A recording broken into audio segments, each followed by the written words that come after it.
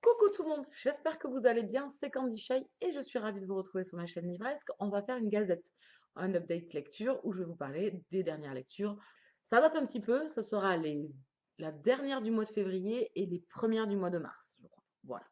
Donc on commence tout de suite avec les chroniques de Danny Mega O'Malley, le tome 3, Fièvre née de Karen Mary Moning, autrement intitulé en VO Fever, ou alors les chroniques de Makela Lane. Donc ici c'est la suite.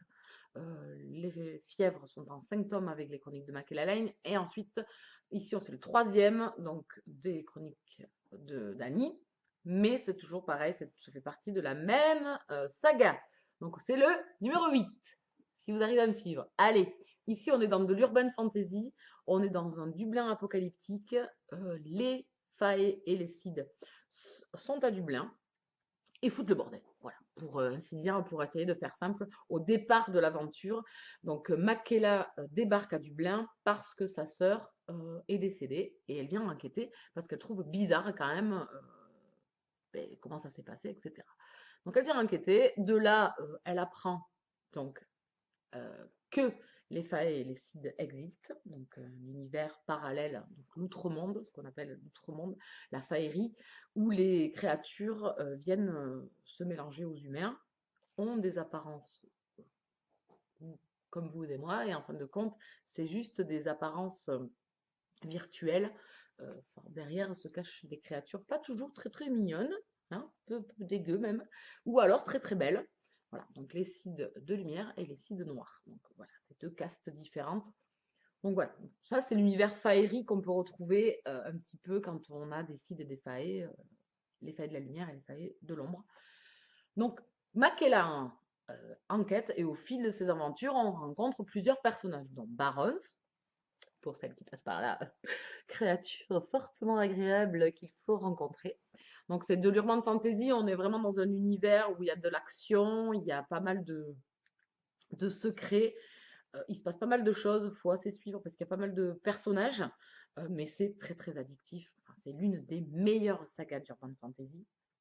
Au jour d'aujourd'hui, c'est la meilleure, je pense, où on a un univers de Sid et de Fae, c'est l'une des meilleures. Donc vous avez de l'action, des rebondissements, des secrets, donc tout cet univers un peu fantastique. Vous avez des personnages qui cartonnent, vous avez de la romance, enfin, si on peut appeler ça de la romance, on a de la romance quand même, assez atypique entre les personnages, mais ça vaut quand même le détour. Donc voilà, c'est très très addictif. Moi, je suis une méga fan de cette saga-là. Je suis une méga fan de Makela et de Dani. Donc Dani est un des personnages que l'on rencontre dans la saga. Donc c'est deux personnages féminins, Makela et Dani, et elle prend une part très très importante dans la saga. Et donc ici, on la retrouve entourée de tous ces personnages, donc Barons, Ryodan. Donc je ne vais pas trop épiloguer sur l'histoire, je vais vous parler un petit peu de ce tome sans rentrer dans l'histoire, juste ce que moi j'ai ressenti. J'ai passé encore un excellent moment, bien évidemment, vous vous en doutez. C'est toujours pépite parce qu'on les retrouve, donc ça faisait un an que j'avais lu Bird, qui était le tome 2. Donc j'étais joie de retrouver enfin cette saga. En plus, franchement, couverture pépite, hein. Entre le 2, le 1, le 2 et le 3 là, de Dany, c'est très très joli ce qu'ils font au niveau graphisme. Alors ici, j'ai passé un excellent moment, mais, oui, j'ai un petit mais, je trouve qu'on n'avance pas beaucoup, ou pas assez. Enfin, tout dépend dans quel sens on se pose. Donc pas assez à mon goût, voilà, j'ai trouvé qu'il y avait quelques longueurs, que habituellement je ne vois pas forcément, et j'ai trouvé quelques longueurs et j'aurais aimé que ça avance un peu plus, qu'on en apprenne, voilà, qu'on avance un peu plus quand même dans la saga. Malgré cela, c'est un très bon moment. On est ravis de retrouver nos héros. Il se passe encore plein de choses. Je suis ravie de retrouver Dancer, qui est un des personnages aussi secondaires de la saga que j'aime beaucoup. Le jeune homme a pris de l'assurance et j'aime beaucoup. Déjà qu'il n'avait pas la langue dans sa poche avant, là il fait vraiment mec, homme. Voilà, j'aime beaucoup. Donc j'ai hâte de poursuivre, bien évidemment. Vous vous en doutez, c'est toujours pareil. En fait, avec Karen Merrimony, on ne sait jamais où on va. C'est elle qui vous balade. En fait. Elle vous balade complètement. Vous êtes captivé dans votre récit, dans votre histoire, mais vous savez jamais à quoi vous attendre. Donc, c'est des beaux pavés à chaque fois, ça fait toujours dans les 500 pages, 600 pages, et ça se gobe, mais alors vitesse grand V, parce qu'en plus c'est écrit assez gros, donc c'est vrai que ça va assez vite. Donc, j'ai beaucoup aimé retrouver ces personnages-là. On en apprend beaucoup plus sur Dany, enfin, sur ce qui arrive à Dany. Mac se fout toujours dans les emmerdes. De toute façon, c'est le job depuis le départ, hein, sinon ça serait pas drôle. Voilà, on retrouve Barons, on retrouve Riodan. Voilà. On avance, mais voilà, j'aurais aimé qu'on avance un peu plus, qu'on en apprenne un peu plus, ou alors avoir 200 pages de plus. Voilà, au choix. Voilà. Donc c'est un excellent moment encore avec cette saga, mais je pense que je suis pas objective. Je l'adore. Franchement, je l'adore. C'est un 10 sur 10 encore, c'est un coup de cœur. J'aime beaucoup. Ensuite, on change de registre avec de la romance historique. J'ai lu le tome 3 des McCabe, le Highlander qui ne voulait plus aimer de Maya Banks aux éditions J'ai lu, collection Aventure et Passion. Ce tome 3, fin de saga. C'était pour le mois en saga proposé par Cassie sur Livre Addict.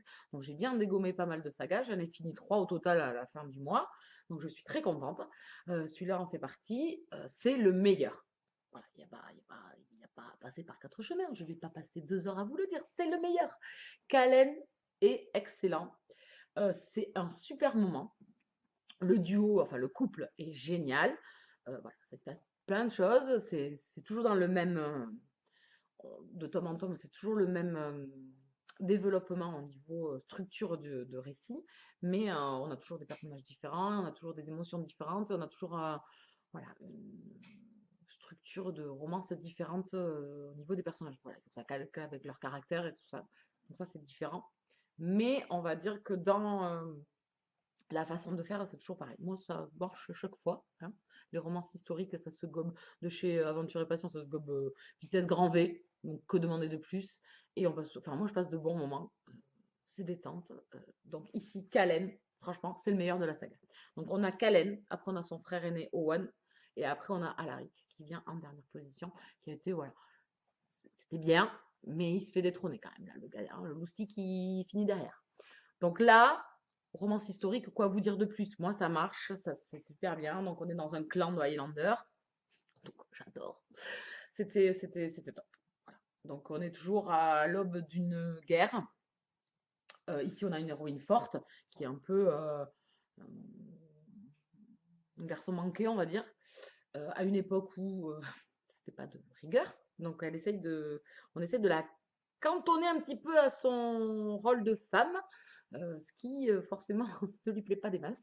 Donc ça promet de grands moments de colère et de frustration et de dispute. Voilà, donc c'était vraiment un très bon moment. C'est une saga très sympa. En plus, c'est une saga courte, puisqu'il n'y a que 3 tomes. Donc je vous la conseille en romance historique si vous voulez tenter. Si vous connaissez un petit peu la romance historique et que vous aimez, je vous conseille cette saga-là si vous ne la connaissez. Si vous ne l'avez pas encore lue, c'est vraiment, voilà, ça passe crème. Voilà. On est en Écosse, on est avec des beaux Highlanders, on est à l'aube d'une guerre, donc les frères McCabe doivent faire des alliances, et forcément ça se passe pas toujours comme ils l'avaient prévu. Au fil des tomes, voilà, ils sont obligés de s'adapter, on va dire, puisqu'ils tombent amoureux les uns après les autres, ils sont trois frères. Voilà, donc je vous le conseille, moi ça marche crème, je lui mets un 8 sur 10. Calen, top. Ensuite, fin de saga aussi, Démonica, le tome 7, Ardente Tentation de Larissa Ion aux éditions Milady, collection Bitlit. Ici, on est dans de la romance paranormale. Saga dont je parle souvent sur ma chaîne. C'est une saga que j'adore sur l'univers des démons, des anges déchus, des cavaliers de l'Apocalypse. Qui c'est que j'ai oublié dans le lot? Tout monstre compagnie. C'est top. Voilà. Donc on a 5 tomes avec Démonica, ensuite on enchaîne avec les Cavaliers de l'Apocalypse, pardon, avec 4 tomes, et on revient avec le 6 et le 7 pour clôturer la saga. Et on en a terminé. Donc le 6 c'était avec River, et le 7 c'est avec Revenant, qui n'était pas forcément un personnage que j'attendais. Donc ce tome 7, j'en avais. Voilà, je me suis dit, moi, arriver à River, ça me suffisait. Avoir un petit bonus de plus, pourquoi pas. Et franchement, l'auteur a su tirer les bonnes épingles du jeu parce que ce dernier tome est vraiment sympa. Il clôture bien la saga, il clôture les petits trucs qui restaient en suspens sur certains petits sales bêtes qui gravitaient autour de tous ces démons et des anges et des cavaliers. Exit. Donc c'était vraiment bien. Franchement, top. Revenant, j'en attendais rien de lui. et je l'ai beaucoup apprécié. Un petit coléreux, un enfant pourri gâté coléreux, qui est vraiment pas sympa par moment, puisque c'est un ange déchu qui a vécu à Séoul toute sa vie, donc qui est l'enfer, en fait, Séoul, et donc qui a été un des complices de Satan en enfer. Voilà. Vous voyez, le gars, il n'est pas très cool, hein, il n'est pas très sympa, et il a du mal à lier des amitiés. Donc on part de loin, sauf qu'il a besoin d'être aidé, ce garçon. Donc j'adore, on retrouve les Séminus, donc on retrouve les frères du début, donc Edolan, Shade et tout ça. Bon, Shade on le voit moins, mais Edolan on le voit quand même pas mal dans ce dernier tome. Voilà, ça clôture très bien la saga. On retourne à l'Underground Hospital, donc qui est la base, l'hôpital pour démons, où on a débuté la saga en fait. Et donc voilà, moi je trouve que c'était une bonne boucle. Ce tome 7 était très bon, et moi c'est une saga chouchou, donc voilà, j'adore. Je suis vraiment fan de cette saga en romance paranormale, elle est vraiment très bonne. Bon, scène de sexe, premier tome, beaucoup, beaucoup, beaucoup, beaucoup. Après, ça va un peu mieux. Le 2 ouais, parce qu'il a des mœurs un peu bizarres. Après, voilà, ça s'étiole un petit peu au profit de l'intrigue et de l'univers qu'a créé l'auteur, qui est sympa. Un univers de démons et d'anges et d'archanges et de cavaliers de l'Apocalypse qui est vraiment très bon. J'aime beaucoup la mythologie qu'elle a mis en place et on s'attache aux personnages qui sont vraiment attachants, enfin, drôles, attachants, emmerdants par moments. Voilà, donc je vous la conseille fortement. Donc Démonica, voilà, j'ai fini. Petite larmounette, mais elle a écrit une autre saga différente sur des vampires, donc Vampire Nation, que je ne manquerai bien sûr pas de lire. C'est certain qu'elle finira dans mes menottes. Voilà, donc je vous le conseille, Démonica, je lui mets un 10 sur 10, coup de cœur pour cette saga. Et le dernier, mais pas des moindres, je vous parle de La vie enfouie de Martha K. Aux éditions Michel Lafon d'Angélique Barbera, une auteure que j'adore. Je pense que pour ceux qui me suivent depuis longtemps sur la chaîne m'ont pas mal entendu parler d'elle. C'est une des auteurs françaises que j'aime beaucoup en contemporain, qui a une plume que j'adore, qui a des personnages surtout qu'elle amène très haut avec énormément d'émotions. L'amour avec un grand A, un amour passionnel. Donc ici, on change. Donc on retrouve une jeune femme qui a perdu la mémoire. Donc compliqué de refaire enfin de savoir qui on est et faire sa vie. Donc on suit Martha qui apprend qui elle est, mais bon ça c'est en théorie parce que elle là-dedans il n'y a plus rien. Donc compliqué de faire confiance. Le doute, quelles sont ses vraies émotions ou quelles étaient les émotions de la Martha qui avait sa mémoire. Pour elle c'est plein de questionnements, plein de doutes et voilà, on remonte le fil des événements, des personnages qui la gravitent autour d'elle. Donc en fait, elle est une femme mariée et elle a un enfant, un petit garçon, et elle est enceinte. Voilà. Donc pour vous mettre un petit peu le schéma de base, je n'irai pas plus loin parce que c'est à découvrir. La plume de l'auteur, j'adore toujours autant. Donc ici, on retrouve encore une femme qui vient se glisser à côté de Lola et Corinne, qui ont été les personnages de ses précédents romans. Une femme forte, là encore, une femme qui prend sa vie en main et qui décide d'elle-même, avec pourtant des miettes au départ pas très grandes, puisque forcément il ne lui reste pas grand-chose. Et un jour, elle a à un moment donné un petit déclic de quelque chose. Mais elle est loin de savoir, et donc elle va essayer de rechercher son passé, de savoir ce qui s'est passé, de savoir qui est cette personne qui lui est venue en esprit quand elle se dit que ça a été réel, et qui c'est, qu'est-ce qu'ils étaient l'un pour l'autre. Et à partir de là, c'est une boule d'émotion. Moi, ça marche toujours. Alors, elle a un fil conducteur depuis le départ sur ses romans. Angélique Barbera, je ne sais pas si je vous le dis ou si je vous le dis pas, je ne sais pas, si vous avez jamais testé cet auteur, je ne voudrais pas trop en dire, donc je vais vous laisser la découverte. Pour ceux qui ont déjà lu, ici on retrouve toujours pardon, le fil conducteur, c'est-à-dire que cette femme-là est mariée et attention. Voilà. Donc, Martha, ça l'a fait. J'ai écrit mon avis, vous l'avez sur le blog, je le mettrai sous la vidéo. Ou sinon, vous pouvez aller sur le blog, vous allez retrouver, c'est un des derniers écrits que j'ai fait. Donc, ça a encore bien fonctionné.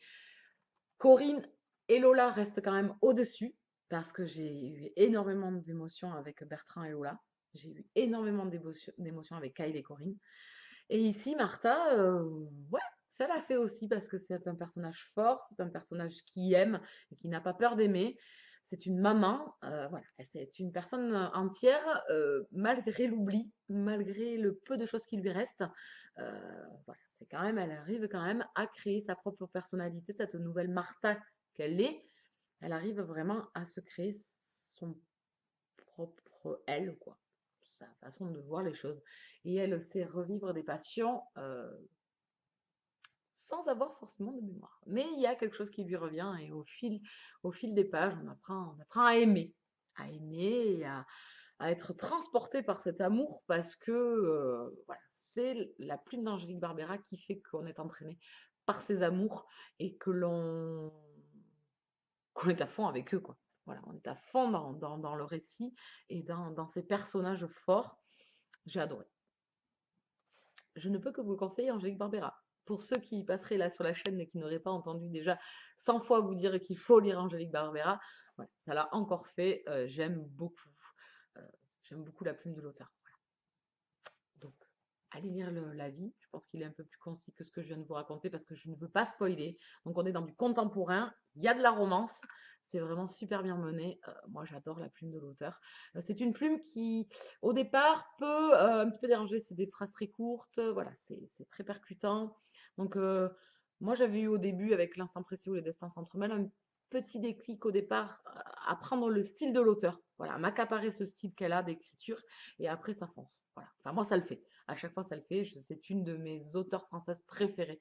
Franchement, je vous la conseille. Enfin, voilà. Là aussi, est-ce que je suis objective? J'en sais rien. Mais c'est une auteure que j'aime beaucoup, beaucoup, beaucoup. Et elle, les femmes qu'elle nous conte, j'adore. Alors, je suis pas dans un des registres de ces femmes mariées, donc peut-être que pour ça, ça marche fortement avec moi. Et ici, en plus, on a un... Donc du coup, ouais, ça marche avec moi parce que peut-être que je rentre pas dans cette catégorie-là là, de femmes mariées ou de registre d'amour entre un homme et une femme. Enfin, je sais pas. Je ne veux pas trop vous en dire, alors je ne sais pas trop m'exprimer là-dessus. Peut-être qu'avec moi, ça marche parce que voilà, je rentre pas dans les critères abordés dans ces romans-là de la troisième personne qui se retrouve seule et qui se retrouve voilà, abandonnée. Voilà. Donc du coup, moi, ça marche. Je sais que d'autres ne veulent pas ce genre-là. Mais bon, je pense que ça a tenté parce que c'est très très bien amené et c'est très très bien écrit et c'est plein d'émotions. Voilà. Donc on adhère ou on n'adhère pas. Moi, j'adhère. Et en plus, dans le roman, on croise à un moment donné Angélique. On croise à un moment donné Bertrand et Lola. Donc les héros de ses précédents romans, du deuxième et troisième roman qu'elle a écrit. Donc j'étais joie parce qu'on les voit avec, voilà, on sort de leur vie où on les a connus, parce que moi j'ai lu les romans, et on est assis sur un banc et on les voit. Et là, ça a été, voilà, moi ce petit clin d'œil, j'ai adoré. Voilà, ça a été le petit plus. Donc Angélique Barbera, je ne vais pas batailler 3 ans. C'est à lire. Moi, ça marche super bien. Donc je remercie les éditions Michel Lafon pour cet envoi. Je suivrai encore ses écrits. Les prochaines parutions, je serai avide de les avoir à la maison parce que j'aime beaucoup. Voilà, j'adore. Il n'y a pas d'autre mot. Donc je lui mets un, je sais plus ce que j'ai mis un 9 sur 10. Il me semble. Voilà. On en a fini avec la Gazette. J'espère que ça vous aura plu. Si vous avez lu ces romans-là, n'hésitez pas à venir en discuter avec moi si nos avis diffèrent dessus ou justement si vous êtes d'accord avec moi, si on peut voilà, amener un peu étoffer nos avis. Il n'y a pas de problème. Sinon, avez-vous dans la même veine des romans à me conseiller?